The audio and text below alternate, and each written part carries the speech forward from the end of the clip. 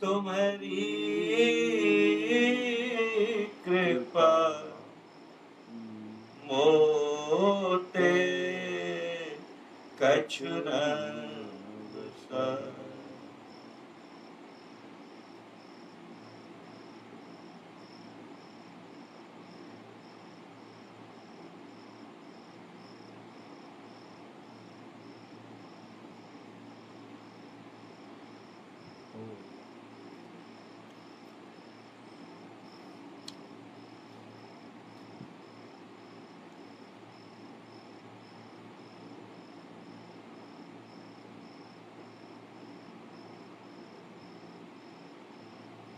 बोलिए प्रेम से श्री सद्गुरु महाराज की। समवेत समादरणीय सत्संग प्रेमी वृंद,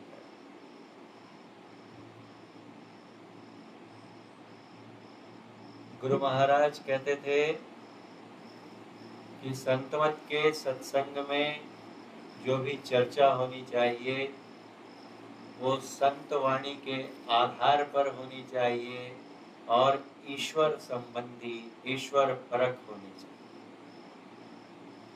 जिस सत्संग में संतों की वाणियों का आधार न हो और जिसमें परमात्मा विषयक चर्चा न हो, वह सत्संग संतमत का सत्संग कहलाने योग्य कदापि नहीं। अभी जो हमने चर्चा सुनी, इस बार ही जब कलकत्ते हम लोग गए थे ध्यानाभ्यास शिविर में सम्मिलित होने के लिए, तो आते समय ऐसे ही थोड़ी चर्चा हो रही थी पूज्य अच्युतानंद बाबा से। तो उनसे कहा कि कभी कभी मन में बाबा ऐसा ग्लानि का भाव भी होता है।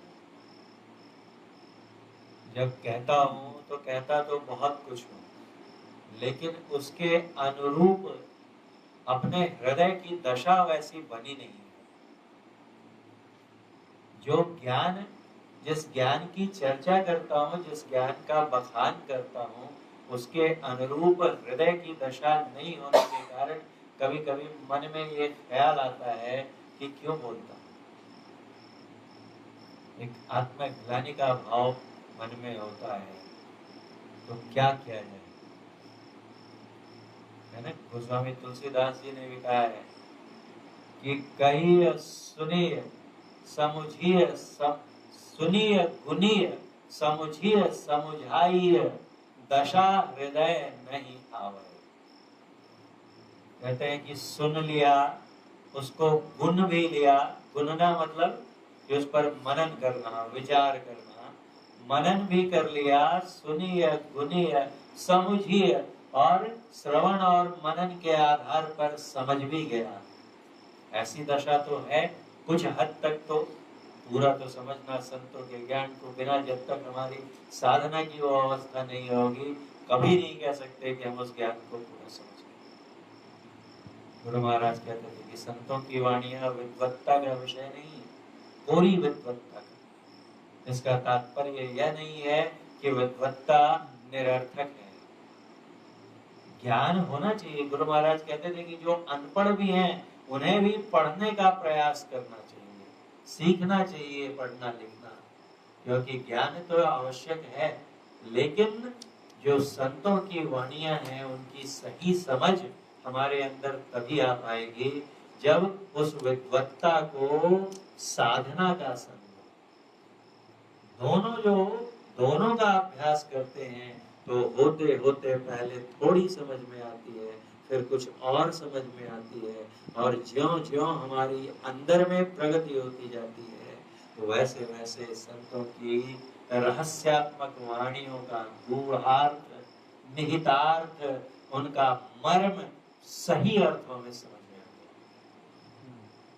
लेकिन कुछ तो विचार के स्तर पर भी समझते हैं हम लोग, यदि समझेंगे नहीं तो करेंगे क्या। इसलिए पहले जो है सुनकर समझना होता है, पढ़कर समझना होता है, और उस आधार पर जो समझ बनी हमारी, उस आधार पर क्रिया करनी होती है, उस समझ को क्रियान्वित करना पड़ता है। तो कहते हैं कि सुनिए, गुनिए, समझिए, समझाइए। जो सुना और गुना उसको समझ लिया और समझा भी देता हूँ, समझाइए, दूसरों को भी समझा देता हूँ। फिर भी जो समझाता हूँ, जो ज्ञान मैंने समझा है और जो समझाता हूँ, दशा हृदय नहीं आती। वो दशा हमारे हृदय की होती नहीं। ऐसा क्यों होता है? तो कहते हैं कि जब तक हमारे अंदर विमूढ़ता रहेगी, मोह के साथ संलग्नता रहेगी, अज्ञानता रहेगी, तब तक ऐसा होता रहेगा। तो क्या किया जाए ऐसे में? कभी कभी सच में ऐसे मन में भावना उठती है कि हमें नहीं बोलना चाहिए, लेकिन फिर बीच बीच में मैं डालता रहता हूँ, इसलिए डालता हूँ कि उससे मुझे ही प्रेरणा मिलती है, थोड़ा संबल, थोड़ी सी राहत, थोड़ा सा सहारा मिलता है। कि स्वयं परमाराध्य सदगुरु महाराज ने कहा है कि जो सत्संग में कुछ वचन कह के संतों के ज्ञान को समझाने का हौसला रखते हैं, उन्हें देखकर मुझे प्रसन्नता। जो अपने ज्ञान के मुताबिक उनके अंदर में एक उत्साह है, एक ललक है कि इस ज्ञान को दूसरों के बीच में प्रसारित करूं और साथ ही अपने जीवन को पवित्रता से बिताने का प्रयास करूं। सफलता नहीं मिलेगी शुरू में। पवित्र जीवन, पूर्णतः पवित्र जीवन सिर्फ विचारों से कदापि नहीं हो सकता। कितना भी प्रयास कर लें, अथक प्रयास कर लें, सिर्फ विचार ही विचार से हमारा जीवन पूर्णतः दोष रहित, मल मुक्त नहीं हो सकता। विचार से हम थोड़ा अपने को संभालें और फिर ध्यानाभ्यास करें। सदाचार और ध्यान, ये दोनों एक दूसरे के पूरक हैं, दोनों कॉम्प्लीमेंट्री हैं एक दूसरे कि यदि हम सदाचार समन्वित जीवन रखेंगे और उसके साथ साथ ध्यानाभ्यास करेंगे तो ध्यानाभ्यास में थोड़ा मन लगेगा, और ध्यानाभ्यास में थोड़ा मन लगेगा तो हमारी दृढ़ता सदाचार में और बढ़ेगी, और यदि सदाचार में हम और थोड़े पक्के होंगे तो ध्यानाभ्यास में और थोड़ी प्रगति होगी। तो ये दोनों एक दूसरे को सहारा देते हुए आगे बढ़ाते हैं। अगर हम सदाचार छोड़ दें तो गुरु महाराज कहते थे कि सदाचार रहित व्यक्ति साधना पथ पर बाल बराबर प्रगति भी नहीं कर सकता। यदि हम चाहें कि सदाचारी न रहें, अपने जीवन में सारे पाप करते जाएं और दूसरी ओर भगवान का भजन भी करें, ये कभी नहीं होने को। दुई की होई एक समय वाला, हसब ठठाई फुलायुब गाला।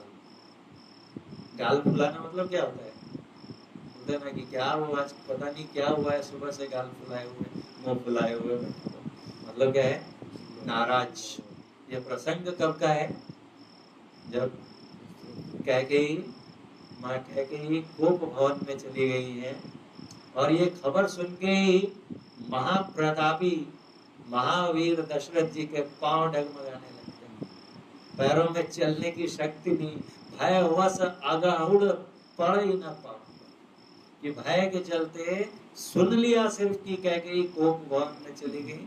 तो खैर उसमें हम लोग अभी नहीं जाएंगे। कहते हैं गोस्वामी जी की, ये देखिए, देखो काम प्रताप बढ़ाई, तीय ऋष त्रिया के क्रोध के कारण गयो सुखाई। कौन सूख गए? सिर्फ ये सुनकर कि आज मैडम हमारी कुपित है, नाराज है, तो अच्छे देखिए बाहर में बहुत प्रभाव रहता है और घर में आए बहुत ऑर्डर चलता है, और घर में अगर पत्नी साहिबा बेगम जो है हमसे नाराज होगी तो देखिए फिर तो इतने बड़े सुर, जिनको कहते हैं कि जिनके बस पर सुरगण बसई बाहुबल जाके, देवताएं उनके बाहुबल पर टिके रहते थे। जब परिस्थितियां विकट हो जाती थी तो दशरथ जी को बुलाते थे और उनकी सहायता कर कई बार देवताओं को विजय दिलाई थी। और जितने बाकी राजा थे उनका रुख देखते रहते थे, उनका मूड देखकर काम करते, और ऐसे राजा वहां पर काम में लगते। खैर ये हमारा प्रसंग नहीं था। हमारा प्रसंग था कि जब तक हमारा सदाचार हीनता हम में रहेगी तब तक ध्यानाभ्यास में हमारी प्रगति नहीं हो सकती। गुरु महाराज कहते थे कि जो साधना पथ का पथिक है, सदाचार उसके पैर हैं, पांव हैं, और ध्यान उसका सिर है। अगर हम पंगु हो जाएं, हमारे पैर काट दिए जाएं, तो हम चल सकेंगे क्या? तो जो सदाचार विहीन पुरुष या महिला है, नर नारी साधक साधिका हैं, वो ध्यानाभ्यास के पथ पर चल नहीं पाएंगे, एक डग आगे नहीं बढ़। और अगर सदाचार बहुत है हमारे अंदर में और ध्यान नहीं करते हैं, तब बोले कि ध्यान विहीन पुरुष तो मस्तक ही नहीं है। सिर काट दिया तो मर ही गया, पैर कटे हैं तो कुछ घिसट घसट तो सकता है कम से कम, लेकिन सर ही कट गया तो खत्म ही हो गया। ये दोनों का एक दूसरे को सहारा होता है। मुझे याद आता है कि जब डेरी ऑन सोन में जब मैंने दीक्षा ली थी, और उसके आसपास के समय में हमारे पूज्य पिताश्री के मित्र सत्संगी थे, बहुत सज्जन थे, दीक्षा ली हुई थी उन्होंने, लेकिन ध्यान बहुत कम, नहीं के बराबर करते थे। और उनसे जब पूछा जाता था कि ध्यान क्यों नहीं करते हैं आप, तो कहते थे कि पहले सदाचार में दृढ़ तो हो लूं, चरित्र तो सुधार लूं, तब ध्यान करूंगा, ऐसे में क्या ध्यान बनेगा। तो ये तो वही बात हो गई कि एक घोड़े को लेकर मुसाफिर चला जा रहा था, घोड़े को बहुत प्यास लगी थी, पानी पिलाना है, तो देखा सामने एक रहट चल रहा था, गोलू करे था ना, जैसे घूम घूम के उससे पानी निकलता जाता है, घोड़ा चलता है और उससे घूमता है, और बैल चलता है उससे घूमता है और उससे पानी निकलता है। तो ये घोड़े को ले गया जल पिलाने के लिए, और घोड़ा जैसे ही गया तो जो चलता था उसकी आवाज से बिदक के भाग जाए। तो ये बोलता है उससे किसान को कि रुक जाओ, तो किसान ने रोक दिया, बैल को रोक दिया, तो पानी का बहना बंद हो गया। तो बोलता है ये पानी पिएगा, कैसे पिएगा? तो फिर बैल को चलाता है, फिर बैल चलने लगता है, रहट की आवाज होती है, घोड़ा बिदक के भाग जाए। तो कहा कैसे पानी पियोगे? तो कहता है कि ये आवाज रुकेगी तब तो पानी पिएगा ये। तो ये तो संभव ही नहीं है, आवाज रुकेगी तो पानी का बहना भी बंद हो जाएगा, इस आवाज के साथ ही तुम्हें जल पीने का प्रयास करना होगा। तो वैसे ही जो संसार के प्रलोभन है, आकर्षण है, ये तो हमें खींचेंगे ही। यदि हम इस भावना से बैठे रहेंगे कि पहले इनसे तो मुक्त हो लूं पूर्णतया और तब ध्यान करूंगा, तो वह अवस्था कभी आने को नहीं, न वैसी अवस्था आएगी, न नौमन तेल होगा और न राधा नाचेगी, कभी नहीं होने वाला है। ये दोनों को साथ साथ लेकर बढ़ना होगा। तो वही गुरु महाराज कहते थे कि जो सत्संग में कुछ वचन कहकर प्रचार करने का उत्साह रखता है और साथ ही पवित्र जीवन बिताने का प्रयास करता है, कम से कम उसके हृदय में जो विचार है, उसकी जो लालसा है, उसकी जो प्रवृत्ति है, उस पवित्रता की ओर जाने की है। भले ही अभी वो बार बार उठता है, चलने का प्रयास करता है और गिर जाता है, लेकिन फिर खड़ा होता है इस निश्चय के साथ कि नहीं, मुझे पवित्र होना है।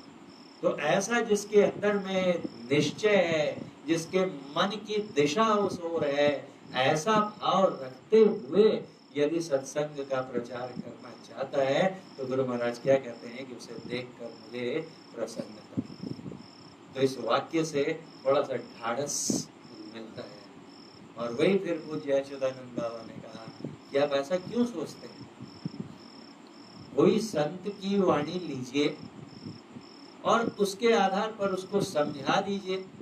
जितना समझा है आपने, गुरु महाराज ने और संत जनों ने उनकी जो टीका की है उसको अच्छे से पढ़िए, समझिए और उस संत वाणी के आधार पर वहाँ चर्चा कीजिए।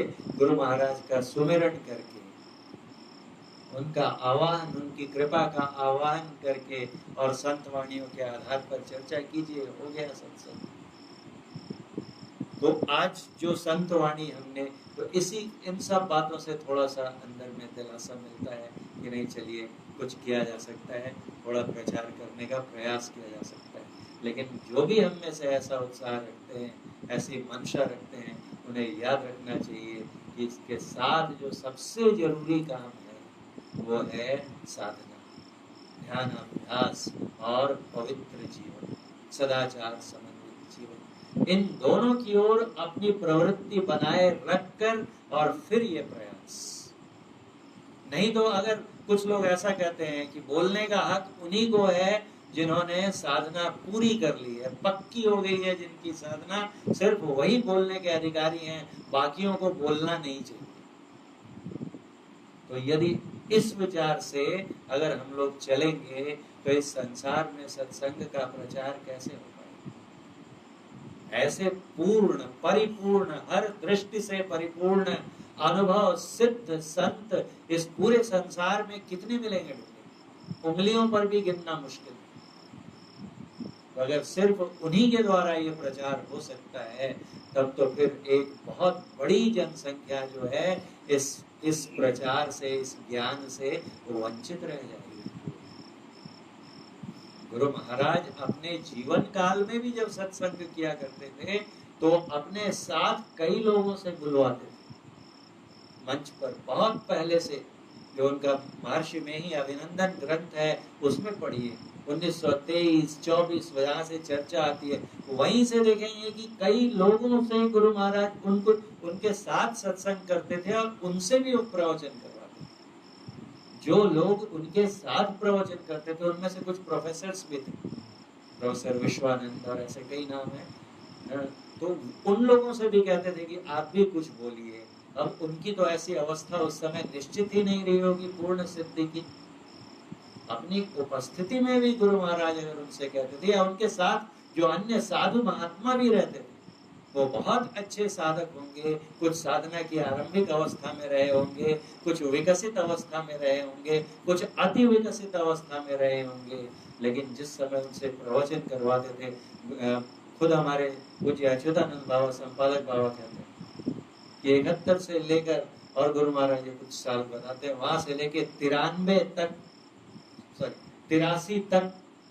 1983 तक हर अखिल भारतीय संत मत सत्संग में, वार्षिक सत्संग में भी इनसे हर वार्षिक सत्संग में बोलवा। इन्होंने तो तब गुरु महाराज के रहते तक संन्यास वेश भी धारण नहीं किया। बोल बोल कर पहले बिठाते थे, चलो पाठ करो, पाठ करते थे, जहां गलती होती थी डांट कर रोकते थे। और फिर जो उनके साथ बिल्कुल शुद्ध उच्चारण जो करते थे और मंत्र मुग्ध करने वाली जिनकी आवाज थी, पूज्यपाद महर्षि संत सेवी परमहंस जी, उनसे कहते थे कि आप पढ़िए। अभी तो किसी ने धनंजय या किसी ने अपने ग्रुप में एक बाबा का प्रवचन डाला था, तो उन्होंने कहा कि एक बार उनसे संत गुलाल साहब है ना, उनका भजन गाने को कहा, और ये गाने लगे तो बोलते हैं, उल्टी देखो घट में ज्योति पसार, उल्टी देखो, तुरंत रोका गुरु महाराज। उल्टी क्यों पढ़ते हैं? ट में दीर्घी की मात्रा है क्या? ह्रस्व ई है ना, छोटी ई है, तो उलटी देखो होना चाहिए ना। देखिए, हम कहते हैं कि ज्ञानवान का कोई महत्व नहीं, गुरु महाराज बहुत जोर देते। और फिर कहते थे इनसे, पूज्य बात संत जी महाराज से, कि आप पढ़िए, और ये पढ़ते थे, और अगले दिन फिर सत्संग होता था, और फिर इनसे कहते थे पूज्य अच्युतानंद बाबा से, चलो पढ़ो। ऐसा ठोक ठोक कर, पीट पीट कर, और एक एक गढ़ते जैसे खड़े को हैं कि अंतर हाथ सहार दे और बाहर वाहे चोट। गुरु कैसे होते हैं? तो गुरु कुम्हार शिष्य कुंभ है। गुरु कुम्हार है और शिष्य क्या है? तो घड़े के समान है, गढ़ी गढ़ी काढ़ है खोट। ऐसा अंदर से सहारा देके और बाहर से ठोकते हैं। एक आधा अभी भी कंकड़ आ गया तो वहां पर नोच कर उस कंकड़ को निकालते हैं, फिर फैला के उसको बराबर करते हैं, और बाहर एक चपटी लकड़ी जैसा रहता है डंडा, उससे ठोकते हैं, और अगर सीधा ठोक दे बाहर से तो घड़ा टूट के अंदर गिर जाएगा, क्योंकि कच्ची मिट्टी का होता है। तो बाहर से ठोकते हैं और अंदर से सहारा देके रखते हैं। इधर से उसका जो स्ट्रेस और प्रेशर होता है, ये अंदर से संभाले भी हुए और बाहर से दिखाने के लिए छोड़ते हैं। खुद स्वयं गुरु महाराज को उनके परमाराध्य सदगुरु महाराज बाबा देवी साहब ने ऐसे ही कहा कि दीवार से टिक के बैठे हुए थे और सबके सामने डांट दिया और बहुत जोर से डांट दिया। सहारा लेकर क्या बैठे हो, सीधा बैठो। तो गुरु महाराज कहते हैं उसी दिन उनके गुरु भाई वहां से विदा हुए थे जो बहुत उदास हो गए।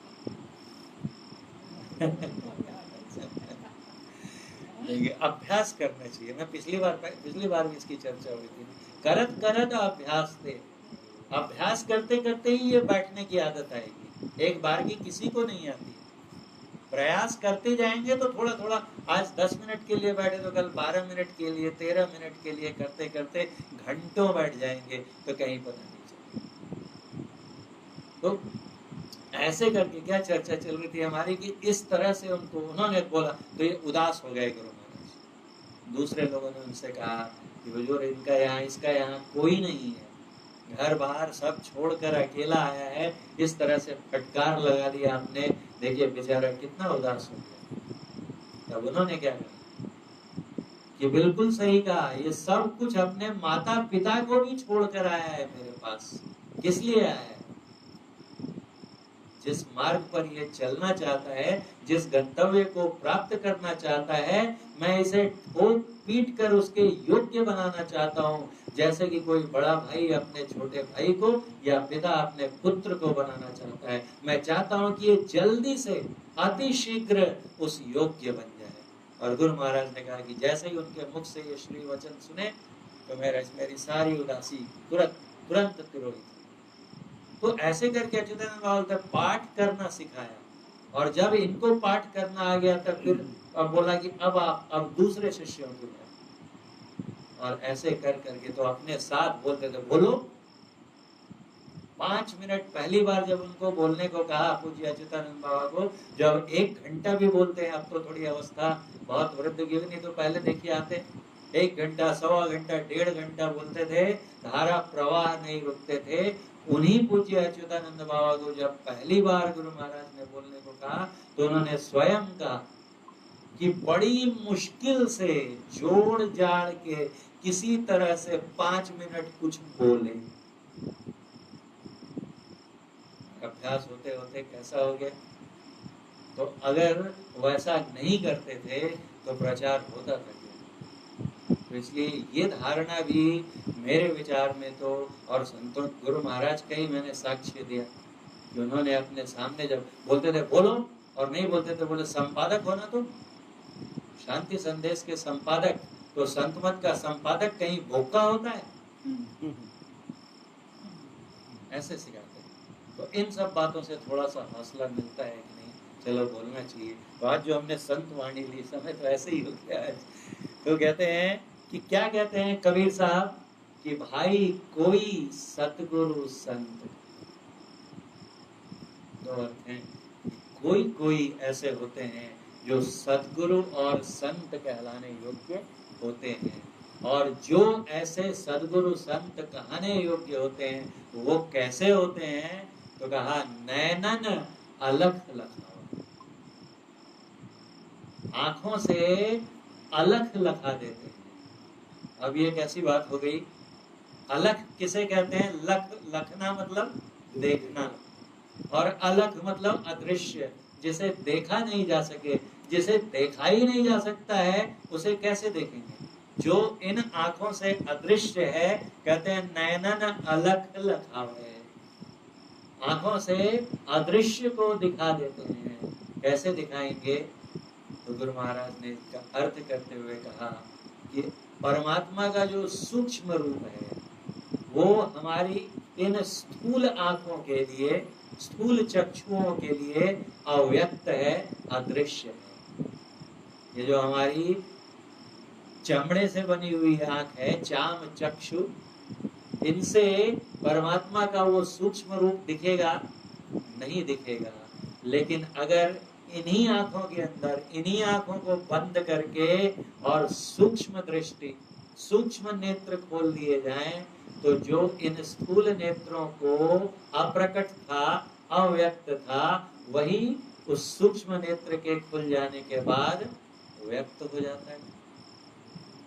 अंदर में जो सूक्ष्म रूप परमात्मा का है वो हमें दिखाई देने लगता है। कब? जब हमें गुरु कौन? जो गुरु सिखा, वो ऐसा गुरु बताते हैं कि जिसका अभ्यास करके जो अलग है उसको हम देखने लग जाते हैं, क्योंकि हमारी सूक्ष्म दृष्टि खुल जाती है, सूक्ष्म नेत्र, हमारे छिपे हुए नेत्र खुल जाते हैं। लेकिन तब भी जो दिखता है वो क्या है? तो कहा कि परमात्मा का सूक्ष्म रूप है, लेकिन परमात्मा नहीं है। तो वहां से और आगे बढ़ते बढ़ते देखना है परमात्मा को। जिस सूक्ष्म नेत्र से, सूक्ष्म दृष्टि से परमात्मा का सूक्ष्म रूप दृष्टिगोचर हो गया, उन्हीं सूक्ष्म नेत्रों को, उसी सूक्ष्म दृष्टि को परमात्मा का मूल रूप अब भी अलग है ना, अलग है। वो कैसे दिखेगा? तो कहा कि और आगे बढ़ाकर एक और दृष्टि देते हैं। वो कौन सी दृष्टि है? तो शब्द की दृष्टि। शब्द का अभ्यास करना बताते हैं, और शब्द का अभ्यास करते करते जब हम सार शब्द को पकड़ लेते हैं, तो सार शब्द यानी कैवल्य नेत्र हमारे खुल जाते हैं। कहा जाए तो एक एक नेत्र खुलते जाते हैं, हमारी दृष्टि सूक्ष्म से सूक्ष्मतर होती हुई सूक्ष्मतम जब हो जाती है। कब सूक्ष्मतम हो जाती है? जब हम सार शब्द को पकड़ लेते हैं। और जब सार शब्द को जो सूरत पकड़ लेती है, जिसका उस सार शब्द से योग हो जाता है, उसको क्या दिखने लगता है? कितनी बार हम लोग चर्चा कर चुके हैं कि जब हम कैवल्य मंडल में पहुंचते हैं तो वहां पर ईश्वर के, परमात्मा के दर्शन होते, स्वरूप के दर्शन। परमात्मा का जो सच्चा रूप है वो पहली बार तब दिखता है जब हम सार शब्द को। तो जो इन सूक्ष्म नेत्रों के लिए भी अलग है, जो कारण नेत्र के लिए भी अलग है, महाकारण नेत्र के लिए भी, दृष्टि के लिए भी अलग है, जब हम कैवल्य दृष्टि से संपन्न हो जाते हैं, तब परमात्मा का वो स्वरूप। तो जो सतगुरु होते हैं, संत भाई, कोई सतगुरु संत कहा है, जो संत हैं वही सदगुरु हो सकते हैं। संत और सदगुरु में क्या अंतर है? जो संत नहीं बने वो कभी सदगुरु तो हो ही नहीं सकते। दोनों में फर्क क्या है? तो फर्क ये है कि संत जो है हमें सामान्य सिद्धांत बताते हैं। हम उनके सत्संग में पता चला, जैसे पूज्य अच्युतानंद बाबा या पूज्य सतसेवी बाबा, जो भी उनके जितने शिष्य थे, पूज्य श्री श्रीधर बाबा, जब उन्हें पता चला कि इतने अच्छे संत आए हुए हैं तो उनके सत्संग में गए और वहां पर जब ईश्वर भक्ति संबंधी चर्चा सुनी तो बड़ा मन लगा, अच्छा लगा, तो बार बार उनके सत्संग में जाने लगे। और जाते जाते उनके अंदर में प्रेरणा उत्पन्न हुई कि जो उपाय, जो परमात्मा का ये स्वरूप बताते हैं, जो बंधन का स्वरूप बताते हैं, बंधन के कारण बताते हैं, मोक्ष का स्वरूप बतलाते हैं और मोक्ष प्राप्ति का साधन बतलाते हैं, ये सब बातें तो दिल को बड़ी जचती हैं। अब क्यों ना उनसे जाकर पूछूं, या फिर तरीका तो बताइए कि मैं भी उस मुक्ति की अवस्था को प्राप्त करना चाहता हूँ। और जब इस भाव से, शिष्यत्व का भाव लेकर, सीखने का भाव लेकर उनके पास जाते हैं, और वो अपनी करुणा के स्वरूप, है ना, कृपा दिखलाते हुए हमें वो युक्ति बतला देते हैं, तब वही जो पहले अभी तक हमारे लिए संत थे, जब उन्होंने हमें वो ज्ञान दे दिया। गुरु कब होता है? गुरु नाम है ज्ञान का। तो जब वो युक्ति बतला दी, वो सदयुक्ति हमें बतला दी, जिससे हम उस अवस्था को प्राप्त कर सकते हैं, तो अब वही हमारे लिए क्या हो गए? सदगुरु।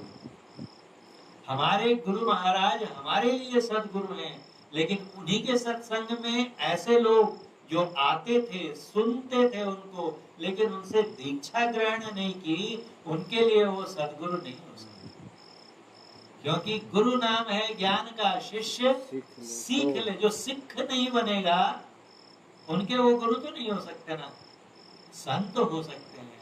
वैसे थे भी कुछ, जैसे उस समय ही चर्चा आती है, अभी भी है, वो प्रोफेसर शिवचंद्र, डॉक्टर शिवचंद्र प्रताप जी, बहुत अच्छे ज्ञानी थे, सदात्मा थे, गुरु महाराज में अपार श्रद्धा थी, लेकिन दीक्षा ग्रहण नहीं की।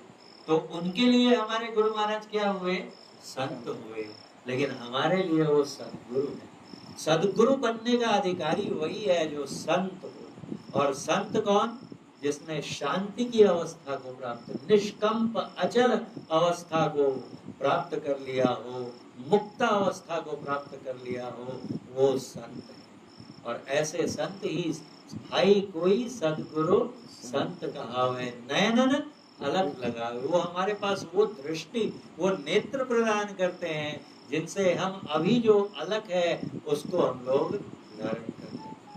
कैसे? तो निस दिन सूरत अधर पर राखे, तब ना होता है वो अलग दिखता है, अगम दिखता है। तो और आगे क्या कहते हैं कि वो खुद कैसे होते हैं, उनके लक्षण कैसे हैं? तो कहते हैं डोलत डिगे न बोलत बिसरे। वो चलते फिरते हुए भी डिगते नहीं है, मतलब अडिग रहते हैं। किस चीज से अडिग रहते हैं? तो उनका जो कनेक्शन होता है सार शब्द से, जो चेतन शब्द है उससे उनकी वृत्ति सदा जुड़ी रहती है। एक क्षण के लिए भी, चलते हुए भी, ना बोलत बिसरे।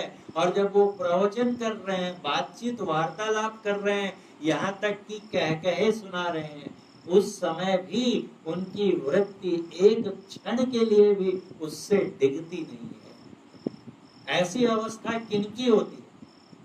तो कबीर साहब कहते हैं शब्द निरंतर से मन लागा, मलिन वासना भागी, उठत बैठत कबहू न छूटे, ऐसी ताड़ी।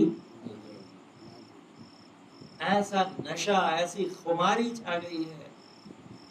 दिन रात नानक खुमारी चढ़ी रहे। कब तक? तो दिन रात, सोते जागते, सोवत जागत, उठत बैठत टुक विहीन नहीं, तारा झिन झिन जंतर निश दिन बाजे, जम जालिन पछ। ऐसी अवस्था किसकी होती है? तो कहते हैं शब्द निरंतर सो मन लागा। निरंतर शब्द किसको कहते हैं? अंतर मतलब होता है गैप। ये शब्द हुआ, जैसे मैं बोल रहा हूं और मेरे बोलने के बीच में बहुत सारे विराम हैं, पॉजेस हैं। अगर आप डिजिटली हमारे साउंड सिग्नल को, जब मैं लगातार बोलता हुआ सुनाई देता हूं, उस सिग्नल को भी अगर आप डिजिटली एनालाइज करेंगे तो देखेंगे उसमें पॉज मिलेगा, विराम मिलेगा, अंतर आ जाता है, गैप आ जाता है। लेकिन वो शब्द कैसा? जिससे मन लगने पर ताड़ी कभी नहीं छूटती है, दिन रात, वो कहते हैं वो निरंतर शब्द है, अविच्छिन्न अप्रतिहत। ऐसा जो शब्द है जो लगातार गुंजायमान होता रहता है, उस शब्द को जो पकड़ लेते हैं उनकी अवस्था ऐसी होती है कि डोलत डिगे न बोलत बिसरे। जब उपदेश दृढ़, जब हमारे अंदर में उपदेश को दृढ़ता से बिठा रहे होते हैं, बोल रहे होते हैं, उस समय भी उनकी चेतना उससे एक क्षण के लिए भी असंपृक्त नहीं होती है। प्राण पूज्य क्रियाते न्यारा, सहज समाधि से। सहज समाधि, गुरु महाराज ने कहा कि लिखने वालों ने बहुत लिखा, लेकिन सहज सुमिरन और सहज समाधि का वर्णन करते हुए खूब लड़खड़ाए। ये कहना आसान है, सहज समाधि का सच्चा स्वरूप क्या है? सहज, जो काम हम सहजता से करते रहते हैं, उसके लिए कोई प्रयास, कोई चेष्टा नहीं करनी पड़ती है। कुछ भी करते हुए, देखिए हम सड़क के किनारे चले जा रहे हैं, है ना, और कुछ सोचते हुए चले जा रहे हैं, कुछ विचार मनन करते हुए, कुछ गीत गाते हुए चले जा रहे हैं, और सामने से कोई गाड़ी आती है और हम अपने आप बगल हो जाते हैं। बगल तो है ही, थोड़ा और बगल हो जाते हैं, सुरक्षा मार्जिन और बढ़ा लेते हैं। ये क्या होता है? विचार तो हम कुछ और कर रहे हैं, विचार तो कुछ और कर रहे हैं हम लोग, लेकिन फिर भी सामने से आते हुई गाड़ी को, वाहन को हमने देखा नहीं, लेकिन फिर भी बगल हो गए। क्यों? क्योंकि ख्याल हमारा उधर है। वैसे ही संसार के सारे कार्य संपादित करते हुए भी जिनकी वृत्ति सदैव उस तार से टुक विहीन नहीं तारा, उस तार से कभी एक क्षण के लिए भी, क्षण के छोटे से छोटे हिस्से के लिए भी विहीन नहीं होती है, ऐसे होते हैं वो। तब ऐसी अवस्था जिनकी हो गई तो द्वार न रूंधे। शुरू में ऐसा नहीं होगा। शुरू में तो हमको गुरु महाराज ने सिखाया है कि बैठी के चखु मुख मुनि और सीध आसन आसीना। कहते हैं बैठो तो कैसे, तो चखु मतलब चक्षु और मुख मतलब मुख। आंखें बंद करके, मुंह बंद करके, कान बंद करने की आज्ञा बाद में मिलती है जब शब्द साधना मिलती है। तो बैठ के चखु मुख मून और एक आसन आसीना, एक आसन में बैठकर, या तो बंद करने को कह रहे हैं, बंद करके वो अभ्यास करना होता है शुरू में, और करते करते जब उससे कनेक्शन जुड़ गया, तार जुड़ गया, उसके बाद ना कोई भी दरवाजा बंद करने की जरूरत नहीं है, ना आंखें बंद करने की जरूरत है, ना कान बंद करने की जरूरत है। किसी भी अवस्था में उनका तार जुड़ा रहता है। आंख न मूंदो, कान न रूंधो, तनिक कष्ट नहीं धारो, खुले नयन पहचानो, हंसी हंसी सुंदर रूप निहारो। ये अवस्था एक बार अकस्मात नहीं आती। ये दीर्घकालिक साधना, मनोयोग पूर्वक की हुई साधना का प्रतिफल होती है। लेकिन जब हो जाती है ऐसी अवस्था, तब कहते हैं द्वार न रूंधे, पवन न रोके, उन्हें सांस रोकने की भी आवश्यकता नहीं है, नहीं अनहद रुझाव है।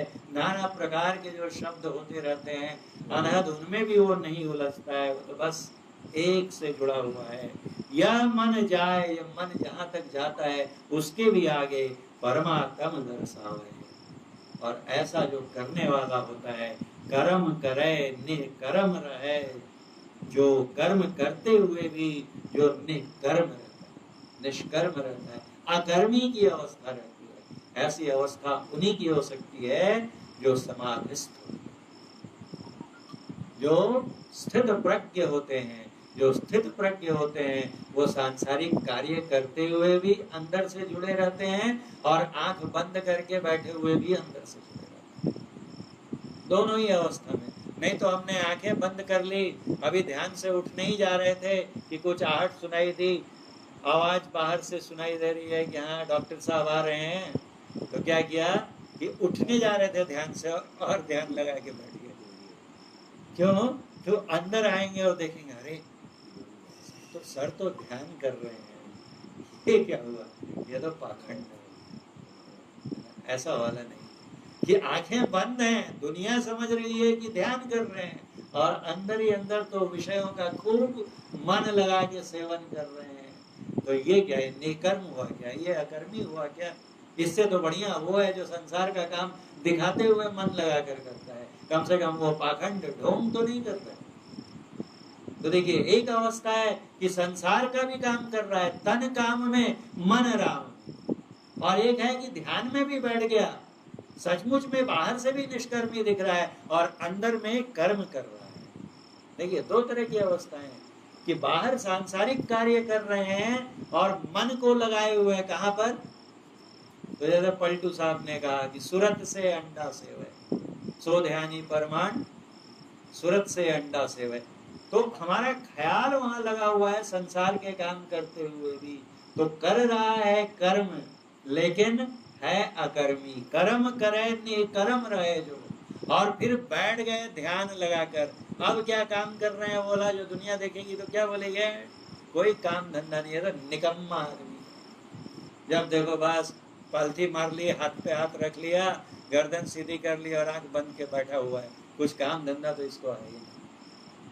बाहर से निष्कर्म दिखता है, लेकिन अंदर ही अंदर तो वो जो काम कर रहा है तो पूरी सृष्टि की संभाल करने वाला है। बाहर से अकर्मी दिखता है और अंदर से कर्म कर रहा है। ये दोनों ही अवस्थाएं श्लाघ्य हैं, स्पृहणीय हैं, अनुकरणीय हैं, अनुसरणीय हैं, अनुगमनीय। भोग में जोग लगा हुआ, सांसारिक विषयों का भोग करते हुए भी, बिना विषयों का भोग करते हुए अगर हम बोलेंगे हम भोजन ही नहीं करेंगे तो जीवित रह पाएंगे क्या? संसार का काम ही नहीं करेंगे तो गुरु महाराज ने लिखा है 3रे अध्याय की व्याख्या में कि अगर हम संसार के काम नहीं करेंगे तो सांसारिक हानि हो मर जाएगी। कि मैंने बीटेक किया, एमटेक किया और कॉलेज ज्वाइन किया और अब मैं बोलूं पढ़ाऊंगा नहीं, तो ये तो सांसारिक क्षति होगी। जिसका जो सांसारिक कर्म है वो तो करना ही पड़ेगा, लेकिन करते हुए भोग में जोग लगाओ है, कर्म करते हुए भी योग जुड़ाओ, जहां कहां से रहे, उस तत्व से, परम तत्व से, शून्य शिखर के सार शिला पर। जो असली चट्टान है, असली शिला है, पर्वत है, जो शून्य के शिखर पर है, वो सार शब्द है।